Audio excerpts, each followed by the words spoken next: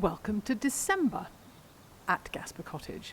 So this was taken on the very last day of the year, and we had a gleam of sunshine, having spent all of Christmas and the break in deep gloom and deep fog. But, you know, the obligatory shots of some evergreen structure and some form and shapes. Couldn't lay on the frost, but I can lay on coloured stems, and these willows are amazing. I know I take this same shot pretty much every month, but I love it. The willows, the bench, the view, what's not to like?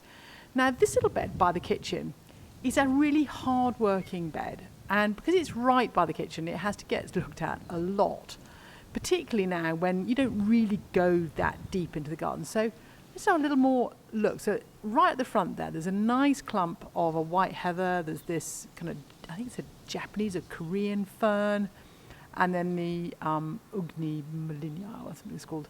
But down here you've got all these different forms and shapes, and the silver and the green and the white all showing up against that yew hedge.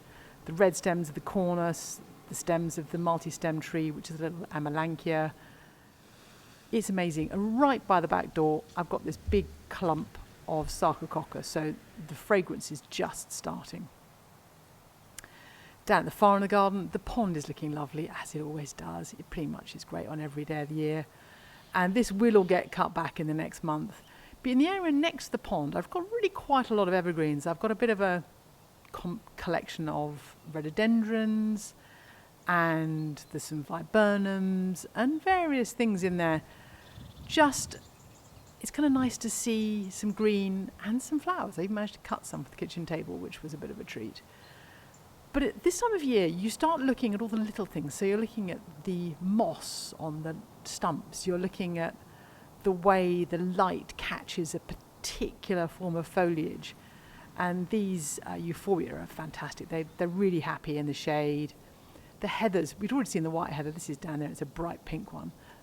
It's fantastic. My first primroses. Gotta love them. But you've also got things clinging on from last year.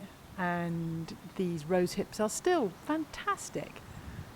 They've been going for months. They were in the September video. So they've done really, really well. And they're a bit more shriveled. They're a bit blackened. They're smaller than they were, but they're great. And I'm rather loving how these die and how they finally fall apart. They go from being spiky to being fluffy. It's almost like that little bird trying to break free.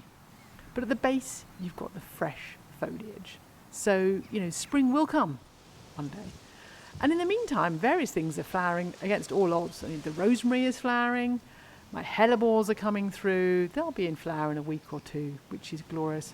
Couldn't find any snowdrops to show you. I haven't got that many. But I did have one single Nautia flower. What's not to like? And the sedums are just going on and on and on. They're kind of going from that reddy colour through to the blacker colour, but they're fantastic.